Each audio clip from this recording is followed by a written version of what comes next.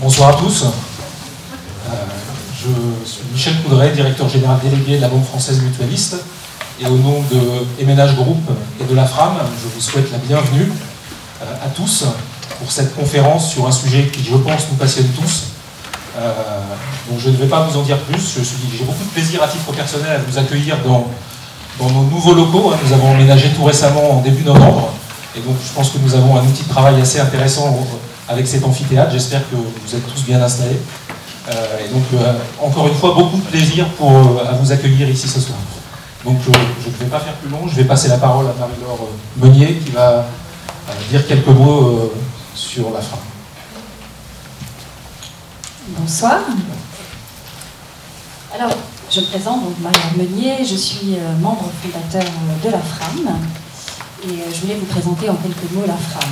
Alors tout d'abord pour vous dire que le sujet que nous traitons aujourd'hui, le management intergénérationnel, s'est imposé très rapidement lorsque nous avons conçu cette soirée avec MNH Group comme un sujet d'intérêt commun, puisque avec MNH Group, nous partageons des valeurs communes autour du mieux vivre au travail. Et c'est bien de cela dont on va parler ce soir.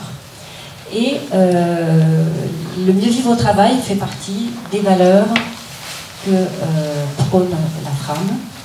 Et je voulais donc en quelques mots vous décrire la FRAM, l'Association française du management équitable, une association de managers, de dirigeants, réunis autour de valeurs communes qui sont celles du management équitable, rassemblées dans une charte du management équitable que vous avez, si vous avez un petit dossier avec vous, dans les dossiers. Pourquoi équitable ? Il y a deux notions importantes autour de l'équité. D'abord, l'idée d'équilibre entre performance économique, opérationnelle, et performance sociale, sociétale, managériale. Et puis, il y a l'idée de l'humain.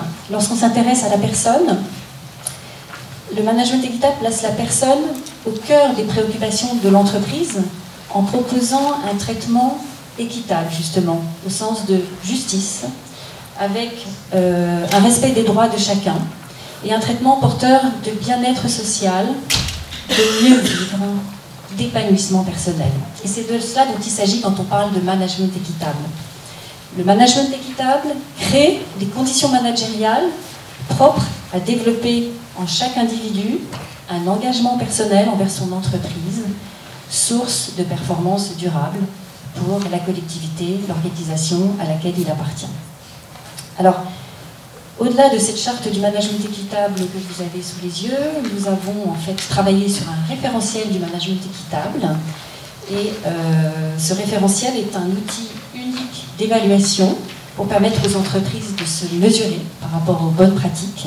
Et c'est également un outil de progrès et qui peut donner lieu à une labellisation, un parcours de labellisation que nous proposons aux entreprises de suivre si elles ont envie de faire des progrès dans ce domaine.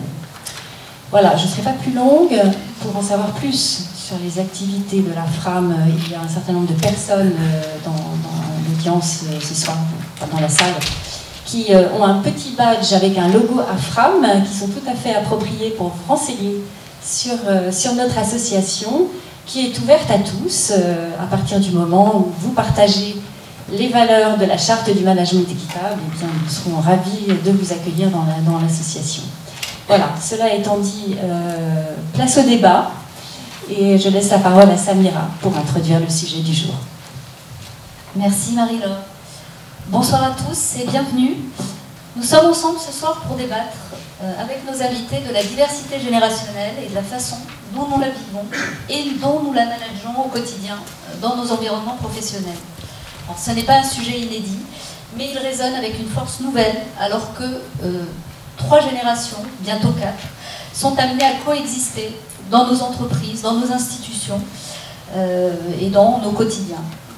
Des baby-boomers, dont une des préoccupations était, depuis le début des années 2000, autour de leur employabilité, de leur maintien dans l'emploi, en allant jusqu'à la génération Z, celle qui émerge et qui va rejoindre bientôt le monde du marché, le marché du travail, en passant par la génération Y, caractérisée par son nomadisme, le fait qu'elle est très connectée, ouverte au monde également, sans oublier la génération X que l'on décrit aussi très souvent.